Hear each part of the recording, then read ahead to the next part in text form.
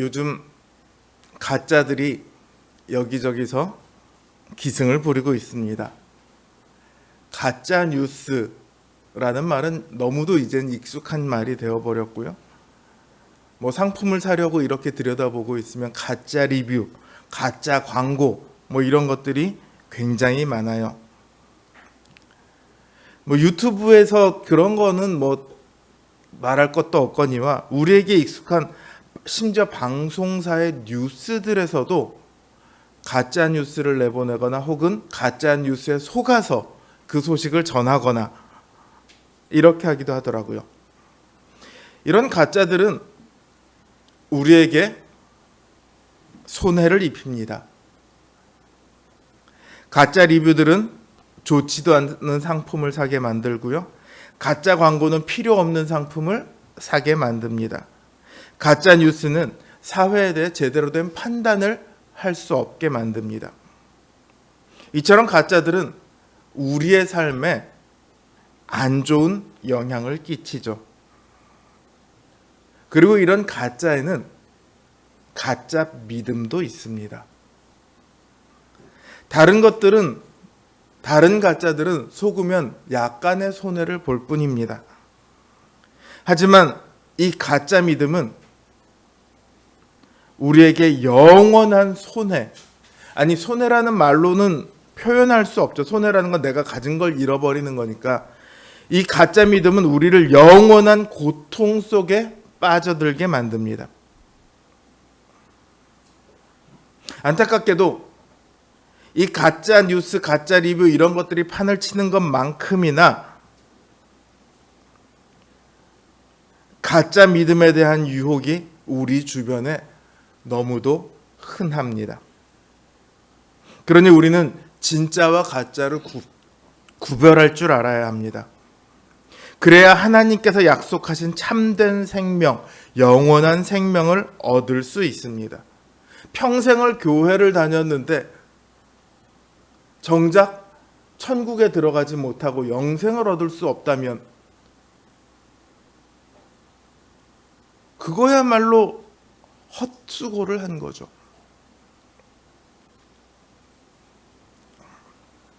이 자리에 계시는 우리 모든 성도님들은 가짜 믿음에 속지 않는 참된 성도님들 되시기를 주님의 이름으로 기원합니다. 가짜 믿음을 만들어내는 첫 번째는요, 뭘까요? 가짜 예수입니다. 제가 엊그제 여기 도봉동에 있는 북부지방법원 앞을 이렇게 지나오는데 어떤 사람이 이렇게 배너로 된 현수막을 걸어놓고 시위 비슷하게 막 팜플렛도 나눠주면서 그러고 있더라고요. 그래서 뭔가 하고 이렇게 들여다봤더니 JMS에 속한 분이었어요. 올 봄에 넷플릭스에서 방영했던 나는 신이다라는 프로그램에 JMS를 비롯해서 4명의 자기가 스스로 예수라고 주장하는 사람들의 영상이 나왔었죠. 거기에 이제 MBC가 제작에 참여를 했더라고요.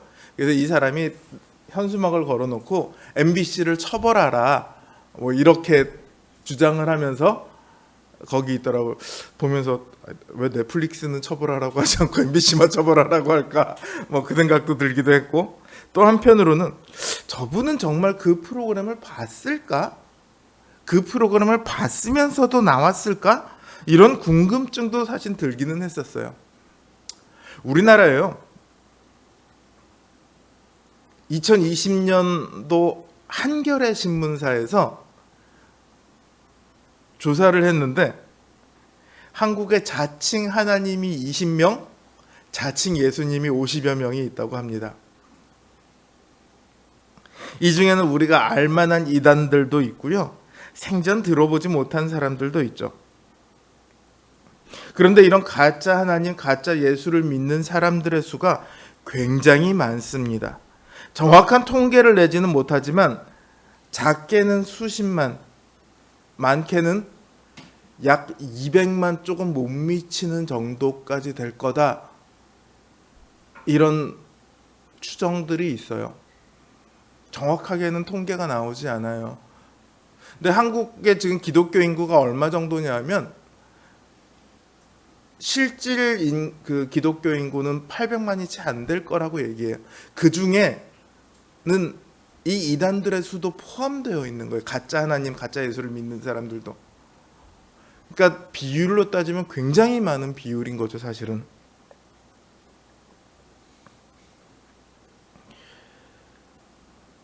사실 이단의 역사는 어제 오늘의 일은 아닙니다.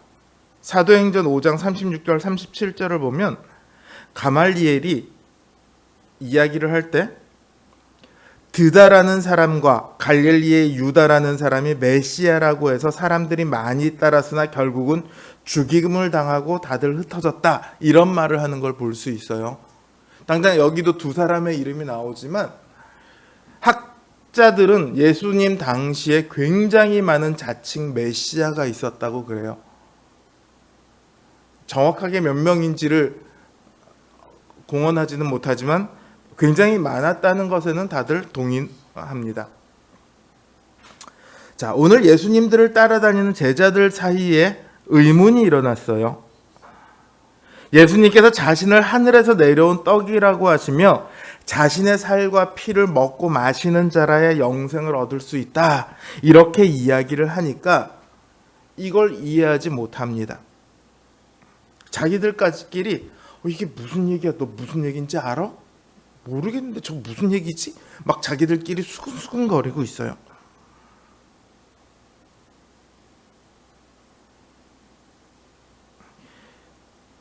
예수님께서는 부활과 영생에 대해 말씀하셨지만 그들 중에 많은 이들은 알아듣지 못합니다. 그 결과 그들은 어떻게 돼요? 예수님을 떠나갑니다. 다시는 예수님과 다니지 않았다, 이렇게 성경은 기록하고 있습니다. 이들이 예수님을 떠나간 것은요, 앞에서도 말했듯이 당시 가짜 메시아가 많았던 것과 관련이 있어요. 아무리 들어도 예수님의 이야기가 납득이 되지 않거든요. 그러니까 이 사람은 진짜 메시아가 아닌가 봐, 이러고 떠나가는 거예요. 참 아이러니하지 않습니까? 많은 사람들은 가짜 예수를 쫓아서 자신의 육신과 시간과 재산과 자녀와 생명까지도 바칩니다. 하지만 정작 예수님을 쫓는, 우리에게 영생을 주시는 예수님을 쫓는 사람들은 많지 않습니다.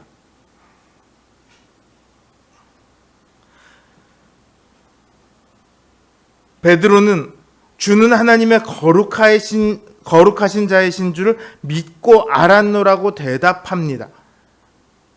그러나 이미 많은 사람들은 떠나갔습니다. 떠나간 자들 중에는 다른 메시아를 찾아간 사람도 있을 겁니다. 혹은 나중에 예수님을 십자가에 매달라고 소리치게 될 사람도 있을 겁니다. 하지만 그들이 이후에 무엇을 하건 간에 예수님을 쫓지 않았기에 그들에게는 영생이 없다는 것은 너무도 명확합니다. 오늘날 우리는 수많은 가짜 예수를 주변에서 만날 수 있습니다. 신천지, 우리 주변에서 흔히 볼 수 있는 것만 해도 신천지, 예전에 한 80년대 90년대에는 통일교가 그렇게 유행했었고요. 그전에는 무슨 장막성전이라고, 이 장막성전이라는 게 신천지의 원형이거든요. 계속 있었어요. 지금 안상홍 증인회니 안상홍 증인회가 하나님의 교회라는 이름으로 바뀌었는데 다들 자기가 예수라고 얘기합니다. 백석대에서 가르치시는 한 교수님이 진짜 예수, 가짜 예수를 구별하는 가장 좋은 방법이 있대요. 성경대로 하면 된대요. 성경에 예수님께서 오실 때 어떻게 오신다고 했죠? 구름 타고 오신다고 했거든요. 그러니까 자기가 예수라고 하면 구름 타실 수 있으세요? 한 번만 보여주세요. 그러면 믿을게요. 이러면 된대요. 구름 못 타면 다 가짜래요. 그런데요, 진짜 예수님을 믿는다고 하는 분들 중에도요, 진짜 성도가 있고 가짜 성도가 있습니다. 본문에도 보면 예수님을 못 믿겠다고 하는 사람들은 다 떠나고 이제 알짜배기만 남은 것 같아요. 예수님께서 12제자를 놓고 말씀을 하세요. 너희도 가려느냐? 우리가 어딜 갑니까? 영생의 말씀이신 주님이 여기 계신데 우리가 가긴 왜 갑니까? 우린 주님께서 하나님의 거룩하신 자인 줄 알고 믿는 사람들입니다. 그러니까 안 갑니다. 얼마나 훌륭한 대답입니까? 그렇죠?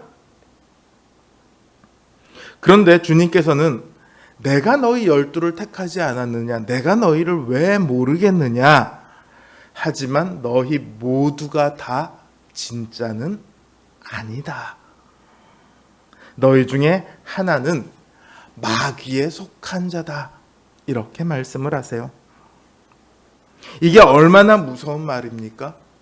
여기 있는 12명은요, 자기 것을 다 버리고 예수님을 따라다니고 있습니다. 주님의 먹을 것, 주님의 잠자리를 챙기고요, 주님께서 시키신 일들을 합니다. 누구보다 예수님의 말씀도 열심히 듣습니다. 그런데 그 중에 마귀가 있답니다. 이건 오늘날 교회 안에도 마찬가지입니다. 주님께서는 교회 안에 알곡과 가라지가 함께 있다고 말씀을 하셨어요. 교회 안에 진짜 성도와 성도가 아닌 사람, 가짜 성도가 함께 있다는 말입니다. 교회에서 왜 분쟁이 일어납니까? 왜 교회 가서 상처받았다 이런 말들이 나옵니까? 교회 안에 가짜 성도가 있어서 그래요. 또 한편으로는 진짜 성도들도 아직은 미숙해서 완성되지 못한 면이 많아서 때로는 다툼이 일어나고 때로는 상처를 받을 수도 있어요. 그러니까 교회에 상처받은 게 아니라 교회 안에 있는 가짜 성도에게 혹은 미숙한 성도에게 상처를 받는 거죠. 그러니까 교회가 나쁜 게 아니라 교회가 잘못된 게 아니라 성도들이 문제인 거죠. 자, 그래도 미숙한 성도들은 시간이 지나가면 점점 더 사람이 바뀌어 갑니다. 근데 가짜 성도들은요, 시간이 지나도 잘 안 바뀝니다. 바뀔 게 없어요. 그런데 문제는요, 이 사람들이 겉으로 봐서는 잘 구분이 안 된다는 거예요. 진짜 성도만 이게 쉽게 구분이 되면 진짜 성도만 남기고 가짜 성도는 내보내면 되죠. 근데 지금 진짜 성도처럼 보이는 사람이 나중에 가면 가짜 성도로 판명나는 경우가 있어요. 저기 양재동 쪽에 있는 큰 몇천 명 되는 교회가 있는데 정말로 신실하고 교회에 헌신적이고 믿을 만한 한 안수 집사님이 어느 날 교회를 나갑니다. 그러고 났더니 성도님들이 약 1000명가량이, 전체 성도가 한 4000명이었는데 1000명가량이 교회를 나가요. 목사님이 놀라서 확인을 해봤더니 그 안수 집사님이 1000명에게 돈을 빌린 거예요. 그것도 한두 푼이 아니고 굉장히 많은 돈을, 실제로 돈을 빌려준 사람은 더 많은데 그 중에 1000명가량이 나간 거예요. 사람들은 교회 안에서 이 사람의 모습이 너무도 믿을만 했으니까 사실 돈을 빌려줬겠죠. 그런데 그 사람이 사실은 가짜 성도였던 거죠. 그런가 하면 반대로 지금 가짜 성도처럼 보이는 사람이 나중에 가보면 진짜 성도라는 것이 밝혀지는 경우도 있습니다. 즉 지금의 모습으로 진짜 가짜를 우리는 구분할 수 없어요. 왜냐하면요, 진짜 성도는요, 마지막까지 믿음을 지킨 사람이 진짜 성도예요. 지금 잘 믿고 있다가 10년 뒤에 교회를 더 이상 안 다니고 나 이제 하나님 안 믿어. 그럼 그 사람이 마지막 하나님의 심판대 앞에서 넌 참 그래도 10분의 8은 참된 성도였구나 뭐 이러고 받아주실까요? 그런 거 없어요. 하나님의 심판대 앞에 서는 그 순간까지 믿음을 지키고 있느냐 그렇지 못하느냐 이걸로 판가름이 나는 겁니다. 그런 사람만이 하나님께서 부르신 사람이에요. 그러니까 그 전까지는 어느 누구도 확신할 수 없어요. 다만 이런 경우는 있을 수 있습니다. 이 사람이 죄를 지었어요. 그래서 교회가 권면을 합니다. 그렇게 하시면 안 됩니다. 안 들어요. 교회가 재판을 열어서 권징을 합니다. 당신은 이러이러한 잘못을 저질렀고 이러이러한 이유로 해서 다음과 같은 징계를 합니다. 해서 징계에는 가벼운 견책도 있고 권고도 있고 모든 직을 내려놓게 하는 면직도 있고 그 다음에 당신이 성도인가 아닌가 좀 살펴봐야겠다라고 해서 성찬을 금지시키는 수찬정지도 있어요. 이 수찬정지가 되면 모든 직분은 당연히 다 금지가 되는 거예요. 그리고 제일 마지막 제일 큰 거는 출교라는 조치도 있습니다. 출교는 뭐냐면 당신은 신자가 아니에요라는 낙인이에요. 사람들이 사실 한국의 교회가 얼마나 많습니까? 노원성도교회에서 나를 출교시켰어? 바로 옆에 평화교회도 있는데 난 평화교회 가지. 이럴 수도 있겠죠. 그런데 그분들이 모르는 게 있어요. 모든 교회는 하나라는 거예요. 여러분, 이 중에 다른 교회에서 세례 받으신 분이 있어요. 그렇죠? 그분이 이 교회에 왔을 때 세례 다시 받습니까? 안 받죠. 왜 그렇죠? 어느 교회에서 받던 그 사람이 세례는 신자의 표인데 그 사람이 신자라고 인정이 되면 모든 교회에서 신자라고 인정이 되는 거예요. 반대로 어느 교회에서건 이 사람이 신자가 아니라고 낙인이 찍히면 자신은 교회를 출석하고 있다 할지 몰라도 하나님 나라에선 그 사람은 신자가 아닌 거예요.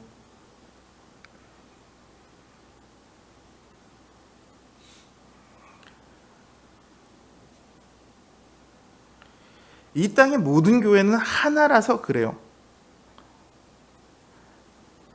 근데 일반적으로는 이건 이제 좀 특수한 상황이고 일반적으로는 진짜 성도와 가짜 성도를 구별하는 것이 너무 어려워요. 거의 불가능하다고 봐야 돼요. 왜냐하면 그 사람의 속마음이 어떤지를 우리가 알 수가 없잖아요. 그리고 지금의 모습은 알 수 있는데 내일의 모습을 우리가 알 수는 없잖아요.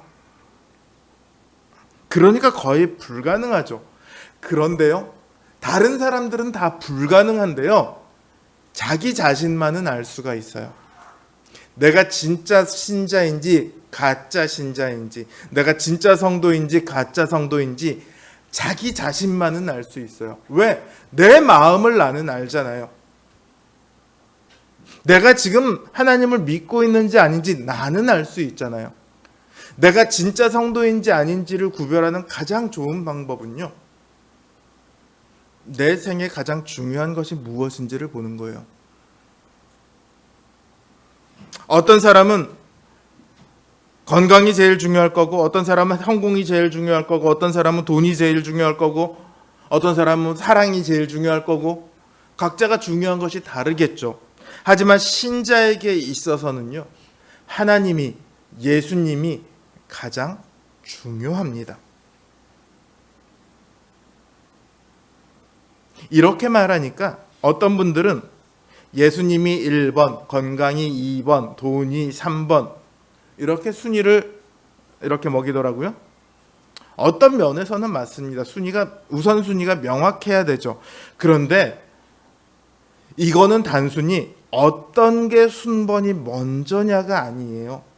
가장 우선이신 하나님을 위해서 다른 모든 것을 내가 다 버릴 수 있느냐, 포기할 수 있느냐, 이걸 물어봐야 돼요. 예수님을 생각해 보세요. 예수님하고 우리는 몇 번째쯤 되는 순이었을까요? 사실 우리는 원래 죄인이잖아요. 하나님의 반역자잖아요. 빛이 아니라 어둠에 속한 자들이잖아요. 하나님의 백성이 아니라고요.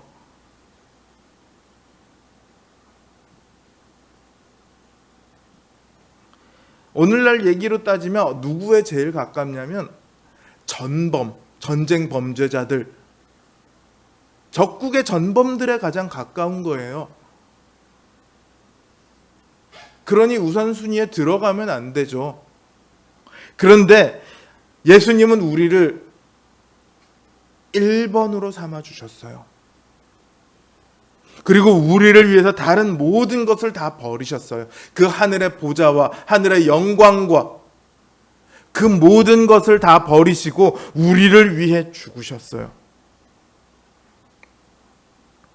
우리 믿음도요. 하나님을 위해 모든 것을 다 버릴 수 있을 때 그때가 완성형이에요. 순교자들을 보세요. 그분들은 하나님을 위해 자신의 생명을 기꺼이 포기해서 순교했어요. 그래서 순교자라고 부르는 거예요. 그래서 우리가 그들의 믿음에 정말 믿음에 있어서 우리가 존경할 분들로 알고 그분들을 우러러 보는 거예요. 그분들은 그걸로 자신의 믿음을 증명하셨어요. 우리의 믿음은요, 그걸 향해 나아가야 됩니다. 매번 우리를 점검해서 우리의 마음을 그쪽을 향해서 계속 세워가야 됩니다. 완성형을 향해 나아가야 돼요. 하나님을 외에 모든 것을 다 포기하는 것까지 나아갈 수 있어야 해요. 그 길로 가느냐, 그렇지 않고 다른 것을 위해 하나님을 포기할 수 있느냐, 여기서 갈라지는 거거든요. 근데 사실은 제가 말은 이렇게 하지만 그게 쉽겠습니까? 하나님 이외의 모든 것을 나는 기꺼이 포기하겠습니다. 여기까지 나아가는 게 쉬울까요? 결코 쉽지 않죠. 그래서 신자들은 평생을 이걸 가지고 씨름을 해 나갑니다. 그러면서 하나 둘씩 버리는 걸 배워가는 거예요. 이거 버려도 괜찮구나. 이전까지는 이게 없으면 큰일 날 것 같았어요. 이전까지는 이게 나에게 제일 좋은 것 같았어요. 그런데 시간이 지나면서 그게 나한테 별로 그렇게까지 좋은 게 아니라는 걸 알아가죠. 이게 없어도 괜찮다는 걸 알아가죠. 내가 좋아했던 것들, 내가 소중하게 여겼던 것들이 진짜가 아니구나. 이걸 배워가요. 왜냐하면요, 나이가 들어간다는 것은요, 이 땅을 떠나서 하나님께 다가가는 날이 하나님께로 갈 날이 점점 가까워진다는 거거든요. 근데 내가 좋아했던 것들은 이 땅에 있던 것들이거든요. 대부분이. 이 땅에 있던 것들은 내가 하나님 앞에 갈 때 나랑 함께 가지 못해요. 다 버려두고 가야 돼요.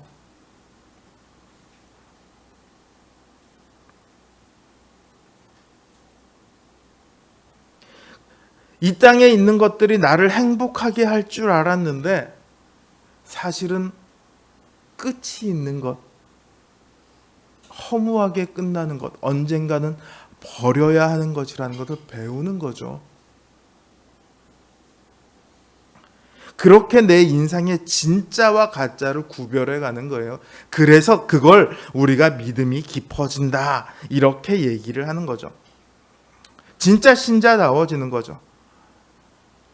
살면서 시험에 떨어져서, 건강이 약화되어서, 취업에 실패해서, 돈이 풍족하지 못해서 그런 것들로 실망하고 좌절했었는데, 한때는 그런 적이 있었는데 진짜를 알고 보니까 내가 그런 것들로 좌절하고 절망할 필요가 없었구나,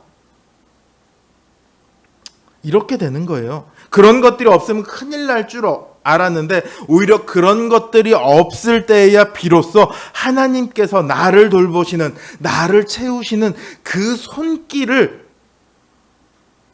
볼 수 있거든요. 내가 가진 게 많이 있으면요, 이게 하나님께서 주신 것인지 잘 몰라요. 근데 내가 지금 당장 아무것도 가진 게 없고 먹을 것이 당장 없는데 하늘에서 고기가 뚝 떨어졌어요. 근데 이번만 그런 게 아니라 다음 점심때가 됐는데 하늘에서 사과가 뚝 떨어져요. 저녁이 됐는데 하늘에서 떡이 뚝 떨어져요. 그 다음 날이 됐는데 그 다음 날이 됐는데도 계속해서 하늘에서 내려와요. 아무것도 없을 때 그거는 가장 잘 보이는 법이죠.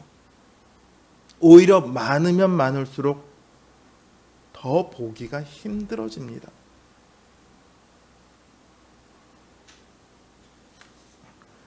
그러나 그런 것들을 배우게 되면 더 이상 이 땅의 것들에, 하나님이 아닌 것들에, 가짜들에 얽매이지 않게 됩니다. 이게 바로 복음이 우리에게 주는 힘이고 능력이에요. 이 땅의 것들에 얽매이지 않을 수 있는 능력, 얽매이지 않아도 되는 자유.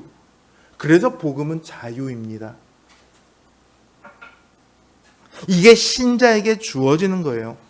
여러분, 복음이 우리에게요, 무언가를 요구합니까? 믿으라는 것 말고 다른 것을 요구합니까? 너 헌금해. 너 주일날 빠지면 죽어. 너 소득의 10분의 1은 반드시 다른 사람 도와. 안 그러면 구원 없어? 이렇게 이야기합니까? 그렇게 얘기하지 않아요. 복음은요, 그거 해야 구원받는다가 아니라 하나님께서 다 우리에게 주셨으니까 너 좀 넉넉하게 살아봐라. 그런 것에 얽매이지 말고 살아봐라. 너 남들이 너에게 억울하게 했을 때 저 새끼가 나를 감히 억울하게 만들어 이럴 것이 아니라, 그래 뭐 여유 있게 용서하라고, 넉넉해지라고, 남들에게 얼마든지 베풀어 주라고. 왜? 이미 내 인생에 필요한 것들을 하나님께서 다 주셨으니까. 그리고 남들에게 줄 것도 하나님, 내가 저 사람에게 지금 줘야 될 게, 주고 싶은데 난 줄 게 없는데 어떡하죠? 라고 얘기하면, 기도하면 하나님께서 그 기도는 정말 기가 막히게 들어주세요. 유명한 조지 뮬러라는 사람이 있습니다. 유럽에서 그 고아원을 운영했던 분인데, 이분이 유명한 이유는 내 인생에 5만 번의 기도의 응답을 받았다, 뭐 이런 걸로 이제 유명해요. 근데 이분의 기도를 보면요, 그래서 우리도 응답받는 기도를 하자, 뭐 어떻게 하면 저분처럼 응답받을 수 있을까? 딱 한 가지예요. 그분의 기도는요, 자기를 위한 기도가 하나도 없어요. 다 남들에게 주기 위한 것을 구하세요.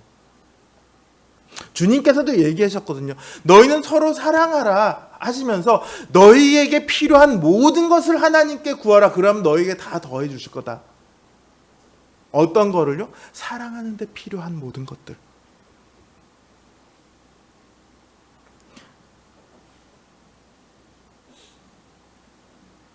복음은요, 우리들에게 길을 쓰고 무엇을 해내야만 하는 이 땅에서, 길을 쓰고 성공해야만 하는 이 땅에서 그렇게 하지 않아도 된다고 위로를 우리에게 주십니다. 주님께서는요, 모든 죄악뿐만 아니라 우리의 모든 잘못과 우리의 모든 실패와 우리의 모든 좌절들까지 다 짊어지고 십자가에 오르셨거든요. 그러니까 여러분,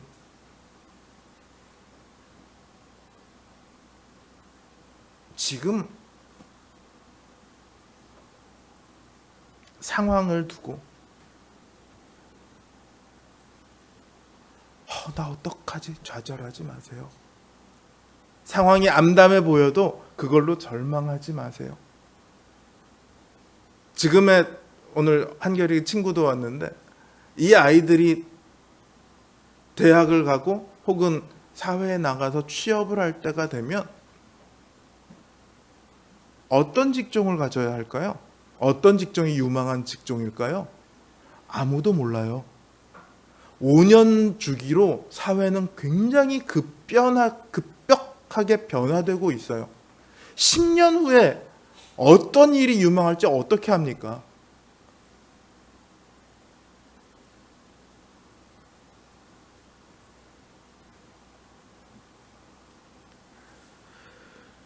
우리의 인생을 우리가 계획하고 우리가 책임지고 우리가 무언가를 해내야 되는 인생으로 만들면 그 인생은 힘들어질 수밖에 없어요. 얼마나 좋습니까? 네가 뭘 해도 너는 책임이 없어. 이게 하나님이 우리에게 주신 자유예요. 그러기 위해선 단 한 가지가 필요합니다. 뭐죠? 내 삶이 하나님만을 향해야 해요. 하나님이 내 삶의 전부가 되기 위해 나아가야 해요. 사랑하는 성도 여러분, 주님께서는 자신을 믿지 않는 사람들에게요, 인자가 이전에 있던 곳으로 올라가는 것을 볼 것 같으면 어찌하려느냐 이렇게 말씀하세요. 신자의 삶의 완성은요, 주님이 계신 곳으로 올라가서야 이루어집니다. 이 땅에서의 것들의 마음이 빼앗기면 그곳까지 갈 수가 없어요. 부활의 날에 자신의 이름이 불리지 않는다면 아무리 그때 가서 후회하고 땅을 친다 한들 무슨 소용이 있겠습니까? 진짜를 붙드십시오. 가짜에게 속지 마십시오. 가짜에게 휘둘리지 마십시오. 신자는 그 삶으로 믿음을 증명하는 사람들입니다. 하나님만 붙들고 가는 삶, 하나님 외에 그 모든 것들로부터 자유함을 누리기 위해 애쓰고 발버둥을 치는 삶, 다른 것들을 버릴 수 있는 데까지 나가기 위해 믿음을 가다듬는 삶, 하나님의 가르침대로 살아가는 인생, 그게 바로 믿음의 삶이고 진짜 인생입니다. 여기 계시는 우리 모든 분들 한 분도 빠짐없이 진짜의 삶을 살아가시는 믿음의 성도님들 되시길 주님의 이름으로 기원합니다.